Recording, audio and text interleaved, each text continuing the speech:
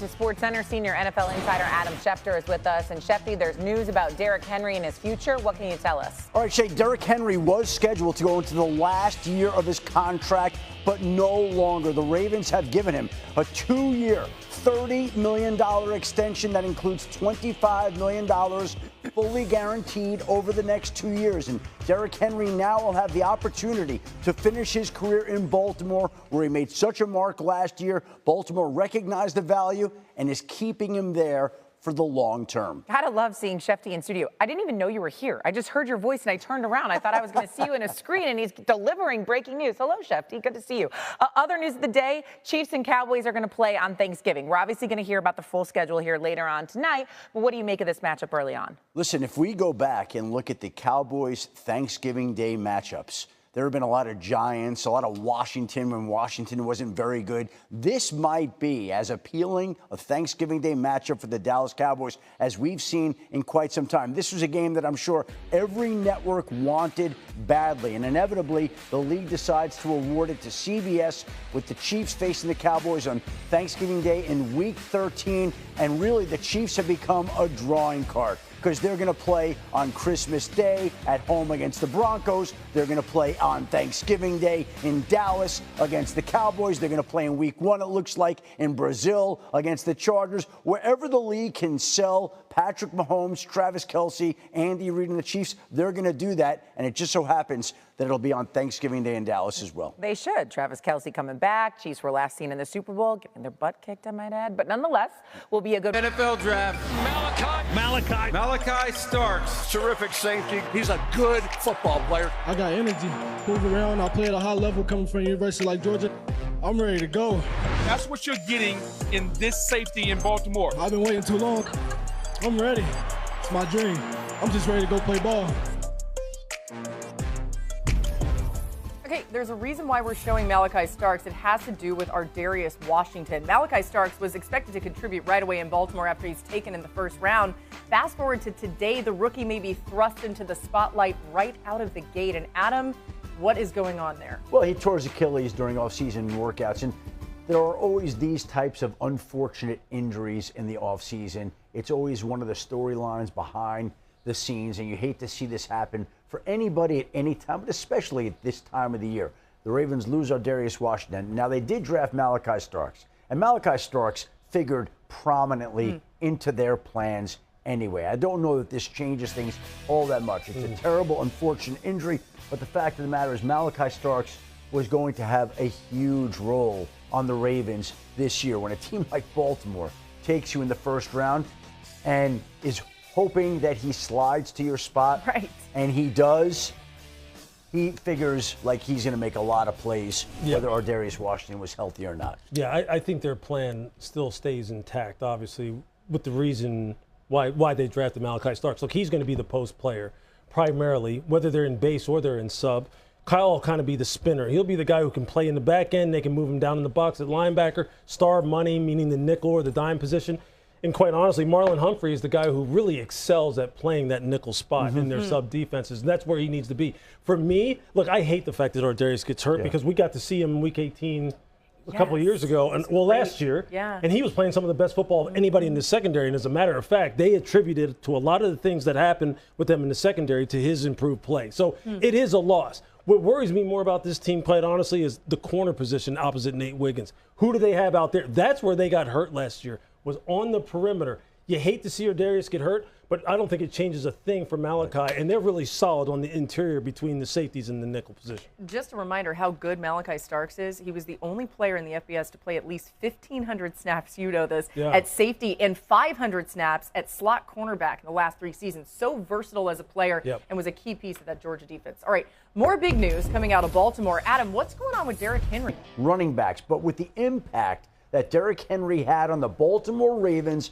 last year, they knew they wanted him in Baltimore beyond this season, which was scheduled to be the last year of his contract. And now, by signing this extension, it gives him the chance to finish his illustrious NFL career in Baltimore as a Raven. Adam, Henry rushed for 1,921 yards last year in his age 30 season.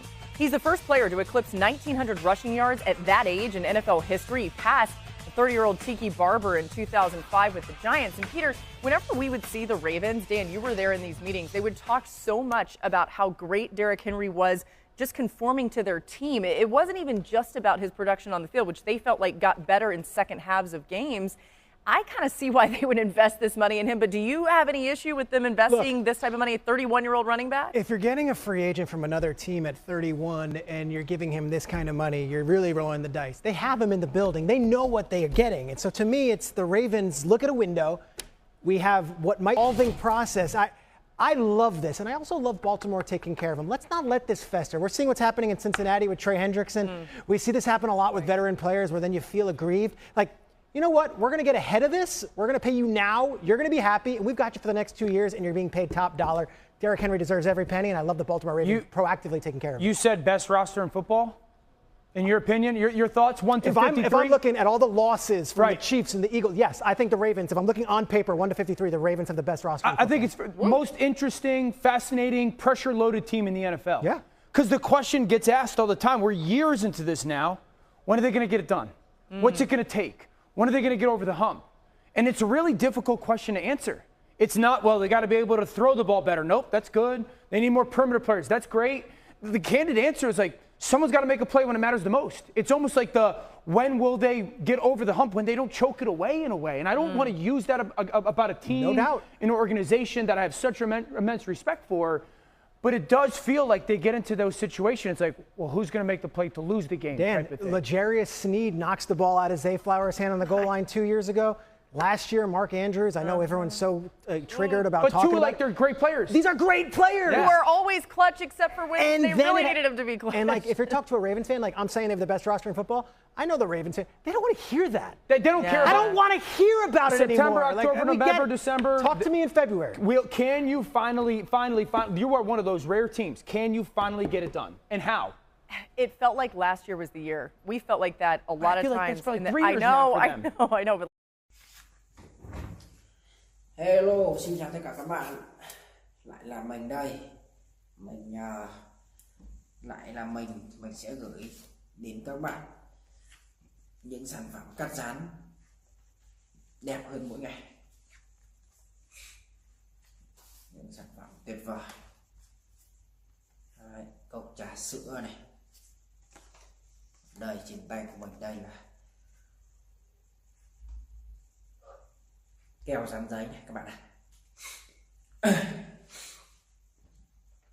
Và để tạo ra được những sản phẩm để tạo ra được những video cắt dán đẹp như thế này thì mình sẽ cần có những dụng cụ, những đồ vật để mình tạo nên.